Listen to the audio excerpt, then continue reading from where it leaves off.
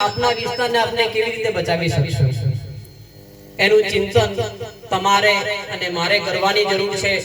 મિત્રો, દરેક ગામડામાં અમારા 10 જણની ટીમ કામ કરી રહી છે। 2029 સુધીમાં આપણે સવે મળીને આપના વિસ્તારને કેટલું સુંદર અને રળિયામણું બનાવવાનું છે કે વિદેશમાં પણ એની ચર્ચા થઈ રહી છે। મિત્રો, તમે રામાયણ જોઈ લો, મહાભારત જોઈ લો, જ્યાં આપણા આદિવાસી વિસ્તારની પણ ત્યાં ઉલ્લેખ થઈને એની વાતચીતો થઈ છે, એના પુરાવા અને એના દાખલા પણ રજૂ કરવામાં આવ્યા છે। બીજી મિત્રો, હવે ટૂંક સમયમાં હોળીનો તહેવાર આવી રહ્યો છે। એ આપણા આદિવાસીઓનો બહુ મોટો તહેવાર કહેવાતો હોય છે। તો મિત્રો, આ તહેવારના નિમિત્ત પછી આપણા લગ્ન સિઝનની શરૂઆત થતી હોય છે। તો મિત્રો, આપણે કોઈ પ્રેમ જાળના પ્રકરણમાં ફસાઈને મા બાપને ટેન્શનમાં ના મૂકશો।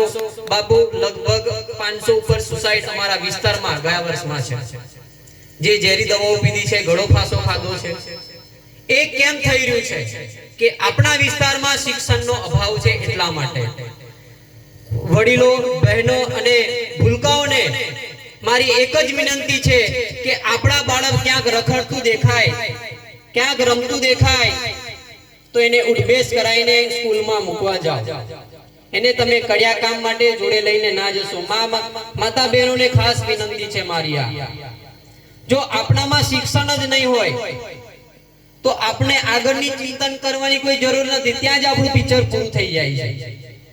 તો મિત્રો, આપણા બાળકોને, ભૂલકાઓને ભણાવો અને યુવાનો, આપણામાં જે જનૂન છે, આપણામાં જે જોશો છે અને આપણામાં જે સાહસ રહેલું છે એ આપણે શિક્ષણ તરફ પોતાનું ભવિષ્ય બનાવવામાં વાપરવાનું છે કે નથી પછી R15 બાઇક લઈને રખડવા માટે। એટલે બસ આટલી જ વાત કહીને હું મારી વાણીમાં વિરામ આપું છું।